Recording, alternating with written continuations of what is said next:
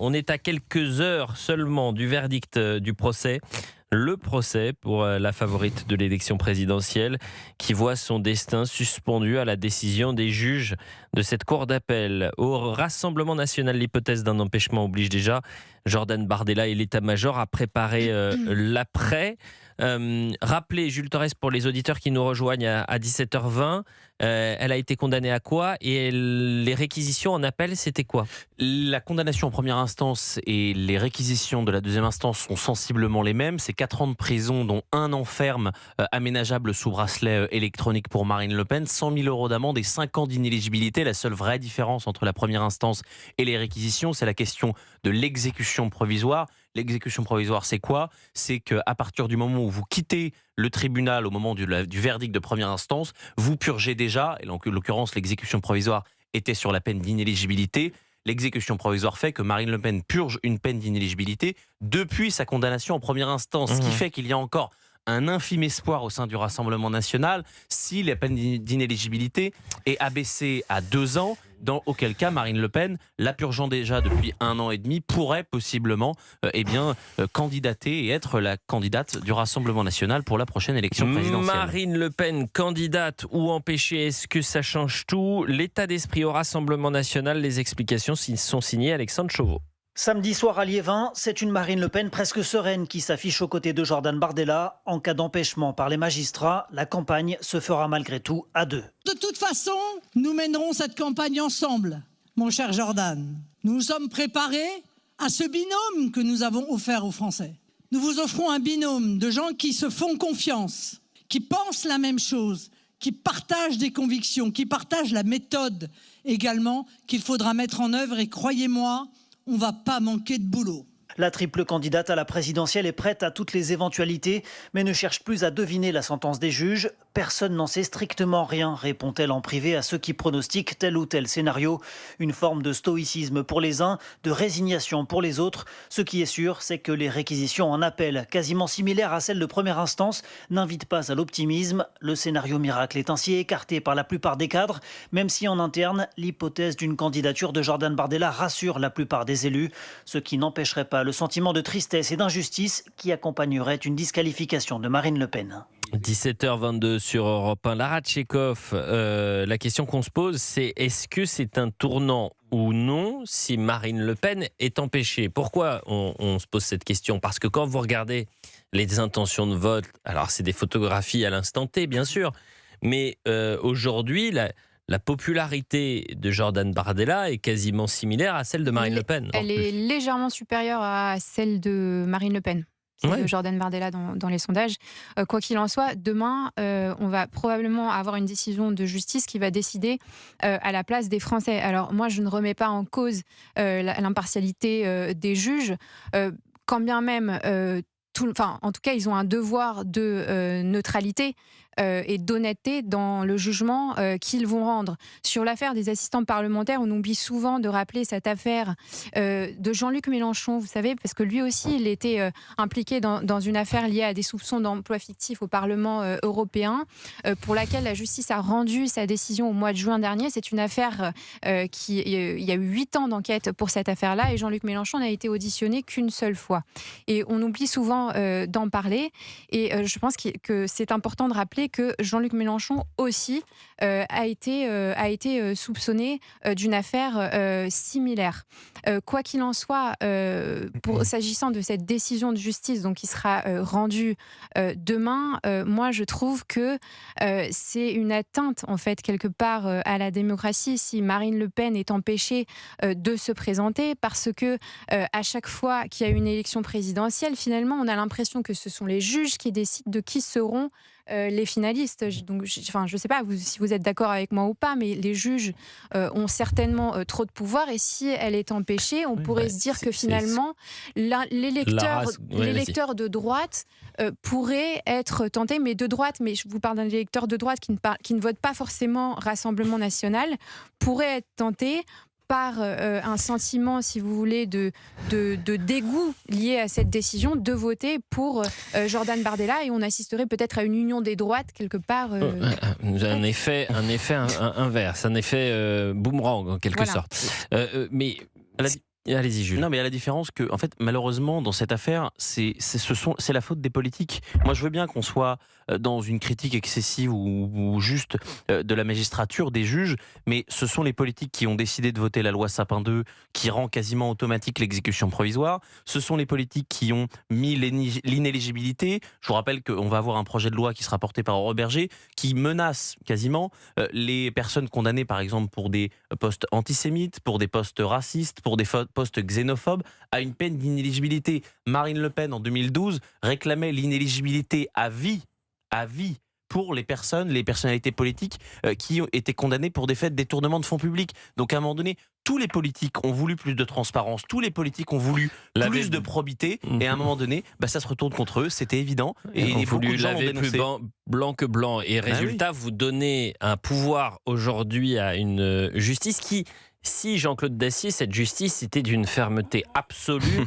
sur tous les sujets, notamment les crimes de sang. Si elle était homogène et unanime, Voilà. on Si, serait plus à l'aise. c'est-à-dire qu'il n'y aurait même pas de débat, mais certains Français, peut-être à tort ou à raison, disent, attendez là, vous êtes en train de frapper comme jamais une candidate à la présidentielle, et puis quand c'est un délinquant multirécidiviste qui a volé, pillé, cassé, et qui termine par frapper quelqu'un même dans son domicile, et qu'on voit que la peine prononcée n'est même pas la peine qui sera appliquée, il y a un 2 poids 2 mesures. Cette justice à 2 vitesses, Jean-Claude. Oui, et puis il n'y a pas de place en prison, donc tous les décisions des juges d'application des peines sont en général les bienvenues. Ils font de la gestion carcérale, les malheureux. Là, on est sur un problème politique qui est de nature différente.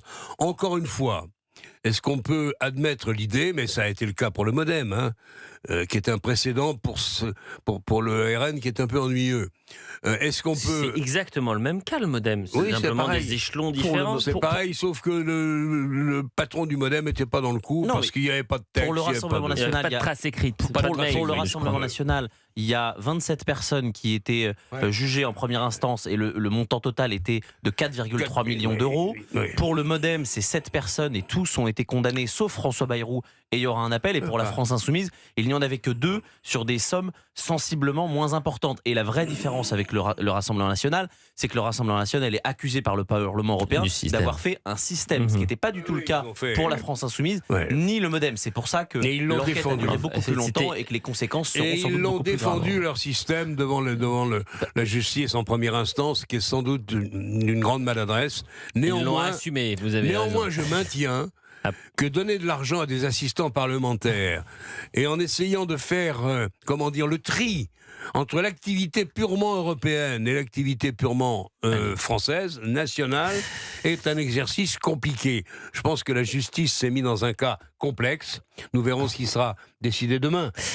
J'ai ma petite idée, comme on l'a tous. Maintenant, soyons Alors là, prudents. je suis incapable, je suis pas Ouais, incapable de absolument. vous dire ce qui se passera demain. Soyons très prudents. 17h27, on revient dans quelques secondes et on parlera justement de Jordan Bardella qui se prépare.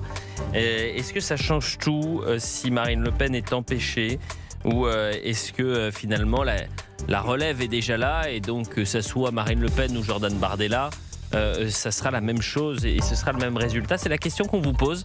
Cette décision de justice qui aura des conséquences historiques pour la présidentielle l'année prochaine, et c'est historique au sens propre comme au sens figuré, puisque demain nous connaîtrons la décision en appel du procès concernant les assistants parlementaires du Rassemblement national, et donc de Marine Le Pen. Et si Marine Le Pen est condamnée à en plus une peine d'inéligibilité, eh bien Marine Le Pen ne sera pas donc candidate à la présidentielle. Est-ce que c'est un tournant que son successeur s'appelle Jordan Bardella? Est-ce que ça change tout? C'est la question qu'on vous pose. Jordan Bardella qui se prépare, on voit le sujet avec Arthur Delaborde. Depuis des mois, Jordan Bardella se prépare à toutes les hypothèses. La dissolution de 2024 l'a installé dans la peau d'un Premier ministre potentiel. La perspective d'une éventuelle inéligibilité de Marine Le Pen l'a progressivement installé dans le costume de présidentiable. À 30 ans, le patron du RN s'est imposé au premier plan. Plusieurs enquêtes d'opinion le placent désormais au niveau, voire devant Marine Le Pen, selon les scénarios testés.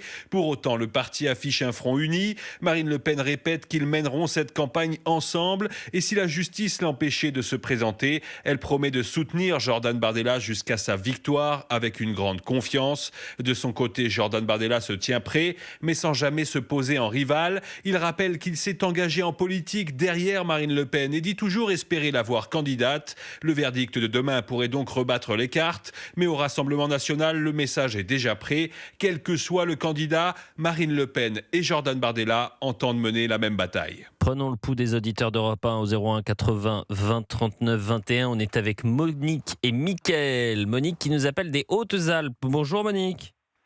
Bonjour monsieur. Comment je suis heureuse allez-vous? de vous entendre. Je m'énerve avec cette histoire-là. Ça me paraît absolument impensable que Marine Le Pen ne se présente pas. Qu'est-ce qu'elle a à se reprocher? On a expliqué toute une chose, mais qui n'a pas dans le groupe des politiciens beaucoup à se reprocher? C'est incroyable. Et l'argent ne l'a pas pris pour elle. Comme beaucoup, si elle ne passe pas, je ne vote pas pour personne d'autre. Actuellement, qu'est-ce qui se passe? Au niveau européen, il y a 750 milliards qui ont été donnés. Les 750 milliards ont disparu, on ne sait pas où. Actuellement, il y a 6 sous-marins nucléaires qui appartiennent à la France. Sur les 6, il y en a 2 qui ont disparu. Bon, c'est une petite chose. Oula. On donne de l'argent. Monique, Oui, vos informations, je ne les ai pas. Les 750 milliards. Moi, 750 milliards, je sais qu'il y a quelques milliards sur le compte en banque de Jean-Claude Dacier. Social. Mais Social, tous les 750 milliards. Et puis pour les sous-marins, là aussi, les sous-marins nucléaires, je suis difficilement capable de vous dire si votre information est juste. Mais vous avez dit quelque chose d'important. Vous avez dit « Je ne voterai pour personne d'autre si Marine Le Pen n'est pas candidate ». Ça veut dire que vous ne voteriez pas pour Jordan Bardella ? Je ne suis pas certaine non plus. Je pense qu'il faut sauver quand même le... Oui, Monique. Oui, j'ai un arrêt là. Il faut quand même sauver le parti, mais j'aurais beaucoup de mal à voter pour quelqu'un d'autre que Marine Le Pen. Je l'attends depuis longtemps. Pour moi, c'est la seule qui peut sauver actuellement la France, dans l'état où elle est. C'est impensable. On lui reproche d'avoir volé, mais elle n'a pas volé pour elle. C'est pour ça que je vous parle des 750 milliards. Je ne suis pas sûr que ce soit un argument qui fasse ses preuves devant le tribunal. Si j'ai volé, c'est pas pour moi. Mais je vois ce que vous voulez dire, Monique. C'est-à-dire qu'elle n'a pas pris cet argent pour, par exemple, s'acheter un appartement ou s'acheter des costumes. Tiens, je pense aux costumes, je ne sais pas pourquoi. Je pense. Mickaël est en direct avec nous. On passe des Hautes-Alpes à l'Île-de-France et on vous embrasse, Monique. Merci de nous avoir appelés. Mickaël, bonjour. Oui, bonjour à vous tous sur le plateau, en régie, à tous ceux qui nous écoutent. Il y a Jules Torres et Léra qui ont parfaitement décrit le fait que beaucoup de gens... je pense que plus le parti est attaqué, plus le parti sera rassemblé autour. Il n'y a pas de complot au niveau de la justice, certes, mais on voit vraiment qu'il y a un deux poids, deux mesures, et qu'effectivement trop c'est trop, et que même les gens qui ne sont pas vraiment enclins à voter pour le RN seraient en disant là ça suffit. Mais pour répondre directement à votre question, quand vous dites si ça va changer, moi je pense que ça va changer gravement. Parce que va-t-il se passer après la présidentielle?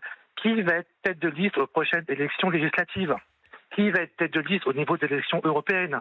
Et je crains que la carrière, l'ambition de Mme Le Pen d'être présidente, cela va tout changer pour elle au niveau de sa vie politique. Toute dernière information qui vient de tomber, Jordan Bardella qui se dit serein et prêt à assumer les conséquences du jugement de Marine Le Pen. Ça veut dire ce que ça veut dire. Ça veut dire quoi? Tiens, Jules Torres, traduction, parce que ça veut dire ce que ça veut dire. Ça veut dire quoi? Ça veut dire qu'ils sont conscients que demain, Marine Le Pen sera donc dans l'incapacité de se présenter à la présidentielle. Si aujourd'hui, Jordan Bardella ou Marine Le Pen devaient parier toutes leurs économies sur le résultat de demain, ce serait évidemment Jordan Bardella, candidat à la présidentielle, parce que les juges, d'après la décision de première instance, d'après les réquisitions, d'après ce qu'ils savent de ce dossier, considèrent bien qu'ils vont empêcher Marine Le Pen de concourir à la prochaine élection présidentielle. Au parti, il faut bien, pour avoir discuté avec l'entourage de Jordan Bardella, l'entourage de Marine Le Pen, un certain nombre de stratèges, un certain nombre de députés, la pièce est plutôt du côté d'une inéligibilité pour Marine Le Pen. Ça sera l'union sacrée autour de Jordan Bardella. Si c'est Jordan Bardella, Moi, j'ai plutôt tendance à penser que oui. J'ai plutôt tendance à voir que ce qui s'est passé samedi dernier lors de la fête champêtre et le dernier meeting commun à Liévin, dans le Pas-de-Calais, entre Marine Le Pen et Jordan Bardella, les images, en tout cas, c'était des images d'unité et de combativité.